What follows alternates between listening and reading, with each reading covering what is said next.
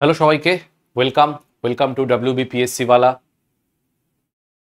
তো ভারত জবাব দিল এবং যেটাকে বলে ইট কা জবাব পত্থর সে। হ্যাঁ, আমরা 22 এপ্রিলের পরে খুব দুঃখিত। আমাদের যারা দেশবাসীরা রয়েছে সবাই খুবই দুঃখিত। সবাই এই নৃশংস হত্যাকাণ্ডে, যেখানে ধর্ম চিহ্নিত করে মারা হয়েছে, প্রত্যেকটা ভারতবাসী দুঃখিত এবং প্রত্যেকটা ভারতবাসী এই আক্রোশেও রয়েছে যে আমরা বদলা কিভাবে নেব। হ্যাঁ, পলিটিক্যালি মিলিটারিলি হয়তো আমরা বদলা নেব, কিন্তু আরো ডিপ্লোম্যাটিক্যালিও কূটনীতি সাথেও কিন্তু আমরা বদলা নিতে পারি এবং সেটাই কিন্তু ভারত দেখিয়েছে।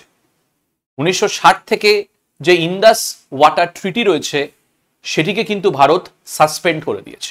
হ্যাঁ, এই ইন্দাস ওয়াটার ট্রিটি তোমরা হয়তো জানো যে ভারত পাকিস্তানের মধ্যে, বিশেষ করে ভারত পাকিস্তানের যে রিভার ওয়াটারের ফ্লো রয়েছে, ভারত পাকিস্তানের মধ্যে যে রিভার ওয়াটারগুলো রয়েছে, যেগুলো ফ্লো করছে দুটো দেশেই, সেই রিভার ওয়াটার ফ্লোয়িং এর ক্ষেত্রে ভারত কিন্তু একটা কড়া স্ট্রিক্ট পদক্ষেপ নিয়েছে এবং বুঝিয়ে দিয়েছে যে আমাদের কিন্তু দেশবাসীদের প্রাণ এত সস্তা না।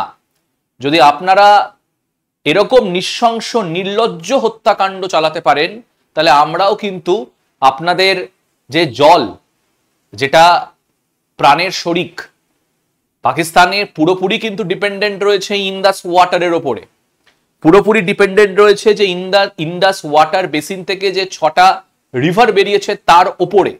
তাদের এগ্রিকালচার, তাদের হাইড্রো ইলেকট্রিসিটি, তাদের জল, যে কোনো জিনিসের ক্ষেত্রে কিন্তু তারা এই ইন্দাস ওয়াটারের দিকে তাকিয়েছিল।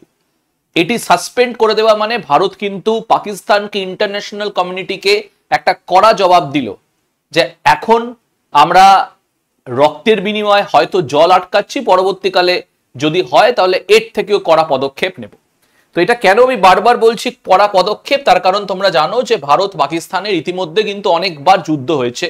1965 আমরা জানি, 1971 জানি, 1999 কার্গিল ওয়ার জানি, কিন্তু প্রথমবার ভারত কিন্তু এই কড়া পদক্ষেপটা নিল যেখানে ইন্দাস ওয়াটার যে ট্রিটি ছিল, সেই ইন্দাস ওয়াটার ট্রিটিকে ভারত কিন্তু সাসপেন্ড করে দিয়েছে। মাথায় রাখবে, এটা সাসপেন্ড, এটা কিন্তু কমপ্লিট ক্যান্সেলেশন এখনো অবধি ভারত করেনি।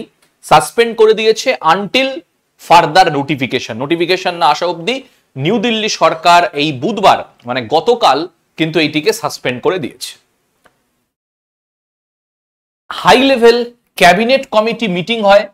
এই ক্যাবিনেট কমিটি মিটিং যেটি প্রাইম মিনিস্টারের নেতৃত্বে হয়, সেখানে আমাদের ফরেন সেক্রেটারি বিক্রম মিশ্রি কিন্তু এটি বলেছেন যে ক্রস বর্ডার লিঙ্কেজেস মানে সেটা জলের হতে পারে, সেটা যে ব্যবসা বাণিজ্যের হতে পারে বা ডিপ্লোম্যাটিক হতে পারে। তোমরা জানো যে ভারত কিন্তু 48 ঘন্টা সময় দিয়েছে যে আমাদের ইন্ডিয়াতে যারা পাকিস্তানের যারা ডিপ্লোম্যাট রয়েছে, যারা পাকিস্তানের যারা ফরেন সেক্রেটারিয়েটের পদে রয়েছে, তাদেরকে 48 ঘন্টা সময় দিয়েছে। 48 ঘন্টার মধ্যে তাদেরকে কিন্তু এখান থেকে চলে যেতে বলেছে। তো এই বিষয়টা কিন্তু আমাদের এখানে রয়েছে যে সেখানে হাই লেভেল মিটিংয়ে, ক্যাবিনেট কমিটির মিটিংয়ে কিন্তু এটি নির্দেশিকা দেয়া হয়েছে যে এই ক্রস বর্ডার যে লিঙ্কেজেস রয়েছে ভারত পাকিস্তানের মধ্যে, সেটা আপাতত টোটালি স্টপ করে দেওয়া হোক। তোমরা জানো যে আমাদের ওপরে কিন্তু পাকিস্তান অনেক দিক দিয়ে ডিপেন্ডেন্ট তো সবকিছুর দিক থেকে, কিন্তু দেখতে গেলে মানে একটা বারবেরিক কান্ট্রি যাকে বলে, ঠিক আছে? মানে কোথায় ভারত আজকে ভাবছে জবের ব্যাপারে, ভারত আজকে ভাবছে মডার্নাইজেশনের ব্যাপারে, ভারত আজকে ভাবছে ইন্ডাস্ট্রিয়ালাইজেশনের ব্যাপারে, ভারত আজকে ভাবছে যে কি করে আমরা আমাদের দেশকে সেই চাইনার সাথে কম্পিট করব, ইউনাইটেড স্টেটসের সাথে কম্পিট করব। সেখানে পাকিস্তান কি করবে? পাকিস্তান জঙ্গিদেরকে শেল্টার দেবে, জঙ্গিদেরকে ব্রেন ওয়াশ করবে, জঙ্গিদেরকে ইন্টেলিজেন্স দেবে, জঙ্গিদেরকে আর্মস দেবে এবং অবশ্যই ইন্ডিয়াকে অ্যাটাক করতে পাঠাবে। এই তো কাজ। তো এইটা নির্দেশ কিন্তু এই ক্যাবিনেট মিটিংয়ে নেওয়া হয়েছে। এবারে ইন্দাস ওয়াটার ট্রিটিটা কেন এত গুরুত্বপূর্ণ, সেটা পাকিস্তানকে কি ভাবে, ইকোনমিক্যালি হোক না কেন বা ফর এক্সাম্পল ডিপ্লোম্যাটিক্যালি হোক না কেন, কিভাবে আটকে রাখতে পারে। তাহলে খেয়াল রাখতে হবে যে ইন্দাস ওয়াটার ট্রিটিটা কবে করা হয়। মাথায় রাখবে 1960 সালে 1960 সালে করাচিতে আমাদের প্রাইম মিনিস্টার জওহরলাল নেহেরু এবং সেই সময় আর কি পাকিস্তানের যিনি লিডার ছিলেন, কারণ পাকিস্তানে তো বলা যায় না কে প্রাইম মিনিস্টার আবার কোন মিলিটারি জেনারেল পরবর্তীকালে লিডার হয়ে যাচ্ছে, তো সেটি বলা খুব মুশকিল। তো আইয়ুব খান, জেনারেল আইয়ুব খান কিন্তু এই ট্রিটিটা সই করেছিল। এতে একটা মধ্যস্থতা মিডিয়েট করেছিল কিন্তু ওয়ার্ল্ড ব্যাংক। এই ওয়ার্ল্ড ব্যাংক কিন্তু এই প্ল্যানটা করে যে পার্টিশনের পরে তো আরামসে আমরা যদি সেটা ল্যান্ড হয় তাহলে আমরা বর্ডার করে দিতে পারি, কিন্তু তুমি water sharing, basically river water sharing তুমি কি করে আটকাবে? তো এটির জন্য এই ওয়ার্ল্ড ব্যাংক কিন্তু একটা মধ্যস্থতা করে এবং এই ইন্ডাস ওয়াটার ট্রিটি সই হয়, যে ইন্ডাস ওয়াটার যে বেসিন বেরোচ্ছে, যে ইন্ডাস ওয়াটারের যে ফ্লো রয়েছে যার সাথে 6টা রিভার কানেক্টেড রয়েছে, সেই রিভারগুলো কোথায় যাবে, কোন রিভারগুলো ইন্ডিয়ার আন্ডারে থাকবে, কোন রিভারগুলো পাকিস্তানের আন্ডারে থাকবে। তো আমরা দেখে নেব যে এই হচ্ছে কিন্তু ইন্ডাস রিভার সিস্টেম, যেটা রেকমেন্ডেশন করেছিল হচ্ছে আমাদের ওয়ার্ল্ড ব্যাংক। তো ওয়ার্ল্ড ব্যাংক কি বলে যে এই ইন্ডাস ওয়াটার রিভারকে আমরা কিন্তু দুভাগে ভাগ করতে পারি। একটা হচ্ছে ইস্টার্ন, এটাকে আমরা বলবো ইস্টার্ন সাইড, আরেকটা হচ্ছে ওয়েস্টার্ন সাইড। একটা হচ্ছে ইস্টার্ন সাইড, আরেকটা হচ্ছে ওয়েস্টার্ন সাইড। এই ইস্টার্ন সাইডে দেখো তোমরা যে ইন্ডাস ওয়াটার থেকে হয়ে 3টে রিভার বেসিন বেরিয়েছে। একটা হচ্ছে আমাদের রাভি, বিজ এবং সুতলেজ। এবং ওয়েস্টে মানে ইন্ডাস থেকেও কিন্তু পাকিস্তানের দিকে আরো 3টে রিভার ওয়াটার বেরিয়েছে, সেটি হচ্ছে ঝেলাম, ছেনাব এবং অবশ্যই ইন্দাস কিন্তু রয়েছে। তো এইভাবে কিন্তু আমরা ওয়াটার ট্রিটিটাকে করেছি। এই ইস্টার্ন সেক্টরে যে রিভারগুলো রয়েছে রাভি, বিজ এবং সুতলেজ, সেখানে ইন্ডিয়া কিন্তু আনরেস্ট্রিক্টেড ইউজ করতে পারে। আনরেস্ট্রিক্টেড ইউজ মানে এই 3টে রিভারের ওয়াটার বা ওয়াটার ফ্লোকে যেমন তেমন ভাবে ইউজ করতে পারে, মানে নিজের ন্যাশনাল ইন্টারেস্টে ইউজ করতে পারে। সেখানে হাইড্রো পাওয়ার প্রজেক্ট করলো, এগ্রিকালচারাল ফ্যাসিলিটিতে লাগালো, ইরিগেশন ফ্যাসিলিটিতে লাগালো, ড্রিঙ্কিং ওয়াটারের জন্য সেটি ইউজ করা হলো, বা আরো কিছুর ক্ষেত্রে কিন্তু এটিকে ফিশিং এর জন্য ইউজ করা হতে পারে। তো আরো কিছুর জন্য কিন্তু এই রিভার ওয়াটারটাকে আনরিস্ট্রিক্টেড ইউজ করা যেতে পারে। এবং ওয়েস্টার্ন রিভার যেগুলো পড়ছে সেখানেও কিন্তু ইন্ডিয়া অ্যালাউ হবে, এমন নাকি অ্যালাউ হবে না, বাট সেখানে নন কনজাম্পটিভ কন্ট্রোল হবে, কনজাম্পশনটা হবে নন। কি করে স্যার, এটা কি মানেটা? নন কনজাম্পটিভ মানে হচ্ছে যে তুমি একবার রিভার ফ্লোয়ের যে ওয়াটার রয়েছে সেটাকে কিন্তু তুমি একবারই ইউজ করতে পারবে, পরবর্তীকালে সেই রিভার ওয়াটারের যে ফ্লোটা রয়েছে বা যে রিভার ওয়াটার রয়েছে সেটা কিন্তু অন্য কোনো কাজে ইউজ করা যাবে না। ফর এক্সাম্পল ধরে নাও যে ইন্ডাস থেকে যে রিভার ওয়াটারটা বেরোচ্ছে সেটা কিন্তু শুধুমাত্র আমি ইউজ করতে পারবো হাইড্রো পাওয়ার প্রজেক্টে, কারণ হাইড্রো পাওয়ার প্রজেক্টে কিন্তু বেসিক্যালি ওয়াটার কনজিউম করতে হয় না, ওয়াটারটাকে ধরে রাখতে হয় না। সেই হাইড্রো ইলেকট্রিসিটি বা হাইড্রো পাওয়ার প্রজেক্ট কিভাবে হয়? ওয়াটারের ফোর্স, সেখানে ওয়াটারের ফোর্স কত রয়েছে, তার তীব্রতা কত রয়েছে সেটা দেখে কিন্তু নির্ধারিত হয়। তাহলে আমি কনজিউম করছি না, বাট যখনই আমি এটাকে ইউজ করছি ফর এনি আদার পারপাস, এগ্রিকালচারের জন্য, ইরিগেশনের জন্য, ওয়াটার রিসোর্সের জন্য, রিজার্ভারের জন্য, তখনই কিন্তু সেটাকে কনজিউম করতে হচ্ছে। তো ভারত এই ওয়েস্টার্ন রিভারগুলো ইন্দাস, ঝেলাম এবং চেনাবকে কিন্তু ইউজ করতে পারবে না, কনজিউম করে রাখতে পারবে না। তো ডিভিশনটা কি হয়? ডিভিশনটা তোমরা দেখতে পারো, যেখানে কিন্তু এই ইন্ডাস ওয়াটার ট্রিটি যেটা রয়েছে, যেখানে 6 রিভার বেসিন বেরোচ্ছে আন্ডার দ্য ইন্ডাস, সেখানে অ্যালোকেশন করা হয় যে 20% ওয়াটার রিসোর্স ইন্ডিয়া ইউজ করবে, 80% ওয়াটার রিসোর্স পাকিস্তান ইউজ করবে। যদি সংখ্যায় দেখি তাহলে 33 million acre feet, 33 million acre feet of water use করবে হচ্ছে ইন্ডিয়া, এবং 136 মিলিয়ন একর ফিট কিন্তু ইউজ করবে হচ্ছে পাকিস্তান। এটা তোমাদেরকে আমি বললাম যে ভারত কিন্তু এই যে ওয়াটার রয়েছে সেটাকে বিভিন্ন পারপাসে ইউজ করতে পারে, ডোমেস্টিক ইউজে ইউজ করতে পারে, নন কনজাম্পশনে ইউজ করতে পারে, বেসিক্যালি ওয়েস্টার্ন ওয়াটার্স গুলোকে, ওয়েস্টার্ন রিভার ওয়াটার গুলোকে এগ্রিকালচারাল ইউজ করতে পারে, এবং হাইড্রো ইলেকট্রিক পাওয়ার প্রজেক্টেও কিন্তু ইউজ করতে পারে। আচ্ছা, আরেকটা কথা তোমাদেরকে বলে দিই যে ইন্ডিয়া কিন্তু এই রিভার ওয়াটারকে কন্ট্রোল করার জন্য বা ফোর্স অফ দ্য ওয়াটারকে ইউজ করার জন্য বা ওয়াটার ফ্লোয়িংকে মডিফাই করার জন্য কিন্তু অনেক কটা ড্যামও করেছে। এর মধ্যে দুটো সব থেকে ইম্পর্টেন্ট ড্যাম হলো কিষানগঙ্গা ড্যাম, ভেরি ভেরি ইম্পর্টেন্ট, এবং আরেকটা হচ্ছে রাটাল ড্যাম। বলে রাখি যে আমরা ইস্টার্ন ওয়াটারটাকে আনরিস্ট্রিক্টেড ইউজ করতে পারি, কিন্তু পাকিস্তানের এখানেও প্রবলেম আছে।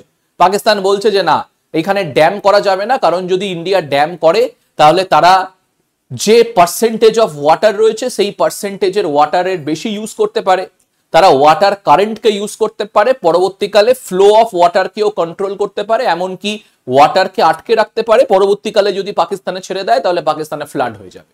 এটা নিয়েও কন্ট্রোল, মানে এরা নিজেই কিন্তু ইন্ডাস ওয়াটার ট্রিটিকে মানে না, নিজেই কিন্তু তাকে মানে তাদের যে ক্লজ সেটাকে মান্যতা দেয় না।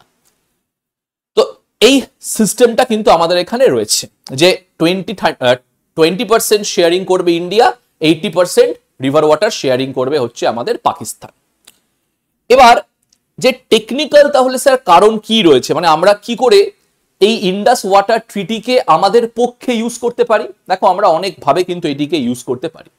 প্রথম হচ্ছে আমরা এই ইন্ডাস ওয়াটার প্রজেক্ট বা যেই ইস্টার্ন সাইডের রিভারগুলো আমাদের কাছে আছে সেখানে কিন্তু আমরা হাইড্রো পাওয়ার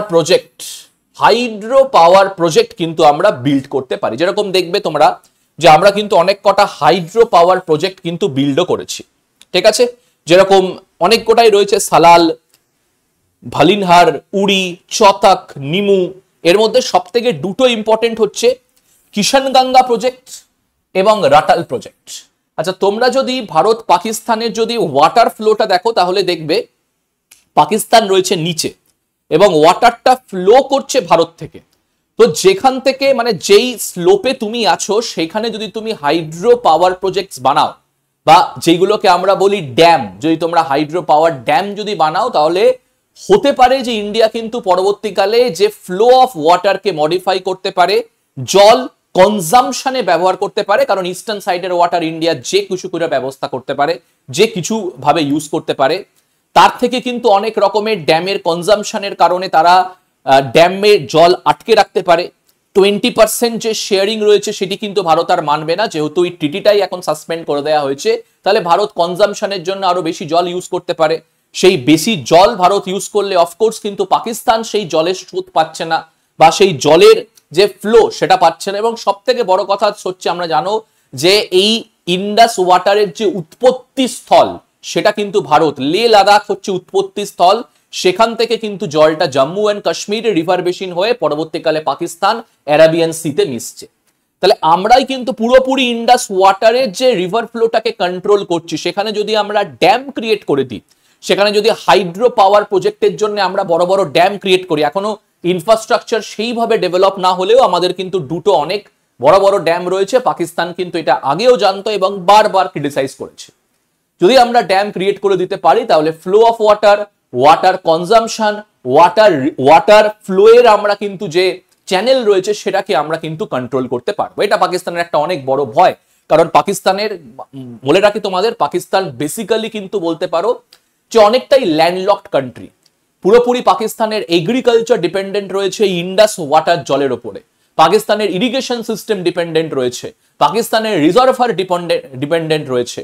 পাকিস্তান কিছু হাইড্রো পাওয়ার প্রজেক্টও কিন্তু এইখানে শুরু করতে চেয়েছিল চাইনার সাথে, কিন্তু অফকোর্স ইন্ডাস, পাকিস্তান তো বুঝতেই পারছো এদের তো আর মডার্নাইজেশনের কোনো ব্যাপার নেই, এরা শুধু টেররিজম জন্ম দিতেই পারে। তো এইগুলো যদি আমরা করতে পারি, যে করে হোক যদি আমরা জলটাকে যদি নিজের মতো করে ফ্লোটাকে রেস্ট্রিক্ট করতে পারি তাহলে পাকিস্তানের কিন্তু আর্ধেক পপুলেশনই কিন্তু দেখতে পারো তোমরা যে অনেকটাই ক্ষতিকর হবে। নেক্সট কি, আচ্ছা এই ইন্ডাস ওয়াটার যেরকম পাকিস্তানকে বিল্ড করছে তেমনি কিন্তু পাকিস্তানকে ডিস্ট্রয়ও করতে পারে, কারণ প্রত্যেক বছর ইন্ডাস ওয়াটারে কিন্তু ফ্লাড হয়, পুরো পাকিস্তান রিজনটা কিন্তু ফ্লাডে অ্যাফেক্টেড হয়, একটা এফেক্ট কিন্তু এখানেও পড়ে। তো সেখানে কি হয় বলতো, ইন্ডিয়া প্রত্যেক বছর পাকিস্তানের সাথে ডেটা শেয়ারিং করে, পাকিস্তানের সাথে একটা বলতে পারো যে ডেটার একটা কিন্তু আদান প্রদান হয়, যে এই বছর ফ্লাড কত হতে পারে, এই বছর ইন্ডাস ওয়াটারে কিরকম জলের ফ্লো রয়েছে, এবারে ইন্ডাস ওয়াটারে কিরকম করে কিরকম করে এর ফ্লোটাকে আমরা কন্ট্রোল করতে পারি। বা ভারত আগেও কি করতো, ভারত যে ড্যাম বা রিজার্ভার গুলো বানিয়েছে সেইগুলোকে কিন্তু অনেকটা জল আটকে দিত যাতে পাকিস্তানের রিজনটা এফেক্টেড না হয়। কিন্তু এবারে অফকোর্স কোনো ডেটা শেয়ারিং করা হবে না, no sharing flood data on the river, যেটা কিন্তু পাকিস্তানের যে ফ্লাডের জন্য বা মনসুনের জন্য কিন্তু ডেট্রিমেন্টাল হতে পারে। এবং এমনকি আমরা যে ফ্লো অফ ওয়াটার তারও কিন্তু কোনো রকম ডেটা শেয়ার করব না। তাতে কি হবে, তাতে মনসুন এসে গেলে যদি বৃষ্টি হয় তাহলে ইন্দাস ওয়াটারের যে রিভার সেটা কিন্তু আমরা জল আটকাবো না, পাকিস্তানের জন্য কিন্তু ডেটা শেয়ারিংও করব না, রিভার ফ্লোয়েরও কিন্তু কোনো ডেটা আমরা শেয়ার দেব না। নেক্সট হচ্ছে আমাদের যে হাই কমিশনার, তোমরা এটা হয়তো জানো যে কমিশনার ফর ইন্ডাস ওয়াটার কিন্তু রয়েছে। আচ্ছা, এই ইন্ডাস ওয়াটার ট্রিটি যাতে ঠিকঠাক ভাবে ফলো হচ্ছে কিনা, ভারত তার 33 মিলিয়ন একর ফিটের থেকে যেন বেশি জল হোল্ড না করে, ভারত যেন কোনোভাবেই এই রিজার্ভার গুলোকে ফর দেয়ার কনজামটিভ ইউজ যেন খরচা না করে, ফ্লো অফ ওয়াটারকে রেস্ট্রিক্ট না করে, তার জন্য প্রত্যেক বছর ইন্সপেকশন হয়। ইন্ডিয়া থেকে লোক ওয়েস্টার্ন সাইডে যায়, ওয়েস্টার্ন মানে পাকিস্তান থেকে লোক ইস্টার্ন সাইডের যে রিভার গুলো রয়েছে তা তদারকি করে। তাহলে ভারত অফকোর্স কিন্তু আর কোনো রকম তদারকি করতে দেবে না, কোনো কমিশনকে আসতে দেবে না, কোনো পাকিস্তানিকে এখানে আসতে দিয়ে দেখতে দেবে না যে ইন্ডাস ওয়াটারের ট্রিটি ফলো হচ্ছে কিনা, কারণ ট্রিটির যদি সাসপেন্ডেড থাকে তার কোনো অস্তিত্ব নেই, এবং সাসপেন্ডেড থাকলে যে রিভার ওয়াটারের যে ইন্সপেকশন, যে জেনারেল ট্যুর রয়েছে, যে ডেভেলপমেন্ট বা রিভার ওয়াটারের ফ্লো কেমন রয়েছে তারও কিন্তু কোনো কিছু পাকিস্তান করতে পারবে না। Last but not the least, সেটা হচ্ছে কি, সেটা হচ্ছে যে India will now have no restriction on storage of western river. এই যে তোমাদেরকে আমি প্রথমেই যে ডেটাটা দেখালাম, এই যে একবার দেখিয়ে দিই, এই যে প্রথমেই যে ডেটাটা দেখালাম যে ওয়েস্টার্ন রিভার ইন্দাস, ঝেলাম, চেনাব, এই ইন্দাসের যেহেতু আমাদের সূত্র স্থলটা হচ্ছে ভারত, তো ভারত কি করতো, আগে রিজার্ভারের মাধ্যমে অনেক জলকেই কিন্তু কনজিউম করে রাখতো যাতে পাকিস্তান ফ্লাডেড না হয়। কিন্তু অবশ্যই আমাদের কিন্তু আর কোনো বাধ্যতা নেই, আর কোনো রকম রেস্ট্রিকশন আমাদের কাছে নেই যে আমরা ভাই পাকিস্তানের কথা ভাববো, পাকিস্তান আমাদের কথা ভাববে। যদি তোমরা মানে রক্ত দিয়ে কিন্তু কোনোদিনই তুমি মানুষের ভালো করতে পারবে না, একটা লাইফ যদি যায় তাহলে অফকোর্স কিন্তু আমরা তো ডিপ্লোমেসি দেখাতে পারি না। যদি ধর্মের নামে তুমি কিলিং করো, যদি ধর্মকে অঙ্গীকার করে যদি হিন্দু চিহ্নিত করে তুমি কিলিং করো, তাহলেও কিন্তু আমরা ছেড়ে কথা বলবো না। নৃশংস নির্লজ্জভাবে যদি হত্যা করা হয়ে থাকে তাহলে আমরাও ডিপ্লোম্যাটিক অ্যাকশন অনেক জানি। বলা হচ্ছে নাকি পাকিস্তান নাকি ট্যাকটিক্যাল মিসাইল টেস্ট করছে, ট্যাকটিক্যাল মিসাইলের টেস্টের আগে আমরা দেখিয়ে দেবো তোমরা ব্লাড নিয়েছো, আমরা ওয়াটারে মারব। তো এই হচ্ছে কিন্তু ব্যাপার। হাস্যকর বিষয়, পাকিস্তান অলরেডি বলেছে যে ইন্দাস ওয়াটার ট্রিটি সাসপেনশনটা নাকি মরাল এথিক্সের বিরুদ্ধে, ইন্টারন্যাশনাল এথিক্সের বিরুদ্ধে। ভাবো ভাই, তুমি বলছো ইন্টারন্যাশনাল এথিক্সের কথা, লস্করে জৈশে মোহাম্মদ মতন টেররিস্ট অর্গানাইজেশন, এমনকি ওসামা বিন লাদেন আবোটাবাদ থেকে ধরা পড়ে পাকিস্তানের, আর এরা নাকি বলছে আমাদের যে ইন্টারন্যাশনাল এথিক্স মরালের কথা। কবে মেনেছো ভাই, কবে মেনেছো? ইনোসেন্ট যারা পর্যটক যারা ঘুরতে গেছে তাদের উপরে হত্যা করেছো, তাদের উপরে গুলি চালিয়েছো। এর থেকে নির্লজ্জ বা এর থেকে মানে ভয়ের কি হতে পারে যে তুমি ধর্মকে অঙ্গীকার করে হিন্দু চিহ্নিত করে কাউকে মারছো। ঠিক আছে, এরা মরাল এথিক্স এর কথা বলছে। আচ্ছা, আরেকটা কথা সেটা হচ্ছে যে ট্রিটিটা কিন্তু এন্ড করা এরকম যায় না, মানে ইউনিল্যাটারালি, মানে এক পক্ষ থেকে এন্ড করা যায় না। তার কারণ পার্ট যদি আমরা 9 দেখি, সেই পার্ট 9-এ অ্যানেক্সচার এফ এবং অ্যানেক্সচার জি তে কিন্তু উল্লেখ আছে যে যদি কোনো রকমের প্রবলেম দেখা যায় ইন্ডাস ওয়াটার ট্রিটিতে, তাহলে একজন ইন্টারন্যাশনাল কোনো একজন ব্যক্তিকে আনা হবে। ইন্টারন্যাশনাল ব্যক্তি মানে যিনি ভারতেরও না পাকিস্তানেরও না, তাকে আনা হবে, তাকে এনে এই ব্যাপারে বলা হবে এবং তিনি যে মিডিয়েশনটা করবে সেটা মানা হবে। কিন্তু ভাই এখন আর সেই পরিস্থিতি নেই, এখন আর সেই পরিস্থিতি নেই যে ইন্টারন্যাশনাল কবে অ্যাক্ট করবে। কবে ইউনাইটেড নেশন অ্যাক্ট করেছে? ওয়ার্ল্ড ব্যাংক 1960-এর পরে হাজারবার আমরা বলেছি যে আমরা ড্যাম বানাচ্ছি, আমরা কনজিউম করছি, তাতে ওদের কি যায় আসে, বা তাদেরও ওয়ার্ল্ড ব্যাংকও কোনো পক্ষপাতিত্ব, মানে ওয়ার্ল্ড ব্যাংকও কোনো নিউট্রাল স্ট্যান্স নেয়নি। তাহলে সেখানে এই অবস্থাতে কিন্তু ভারতকে ভারতের মতো চলতে হবে, মাথায় রাখবে এটা কিন্তু ফরেন পলিসি। ফরেন পলিসিতে ন্যাশনাল ইন্টারেস্ট সব থেকে ওপরে, তো এইগুলো কিন্তু মেনে চলতে হবে। তো এই হচ্ছে ইন্ডাস ওয়াটারের কিন্তু আমাদের ট্রিটি। তাছাড়াও ভারত আরো অনেক অ্যাকশনস নিয়েছে, যেরকম তোমাদের আমি বলে দিই যে 48 আওয়ার্সের মধ্যে পাকিস্তানের যারা ডিপ্লোম্যাট রয়েছে তাদেরকে চলে যেতে বলেছে, পাকিস্তানের হাই কমান্ডকে এখান থেকে চলে যেতে বলেছে, যে বর্ডার ছিল ইন্ডিয়া পাকিস্তানের মধ্যে সেটাকে কিন্তু বন্ধ করার কিন্তু হুকুম ভারত দিয়ে দিয়েছে অলরেডি। তো সব রকমের ডিপ্লোম্যাটিক্যালি অ্যাকশন আমরা নিচ্ছি, এবারে দেখা যাক। অবশ্যই সরকারের উপরে আমরা এখন আস্থা রাখবো, ভরসা রাখবো যে পরবর্তীকালে সরকার যা স্টেপ নেবে তার 100% সাপোর্ট আমাদের দিক থেকে থাকবে। থ্যাংক ইউ সবাইকে, পরের এরকমই সেশন দেখার জন্য এই ইউটিউব চ্যানেলে চোখ রেখো। Thank you.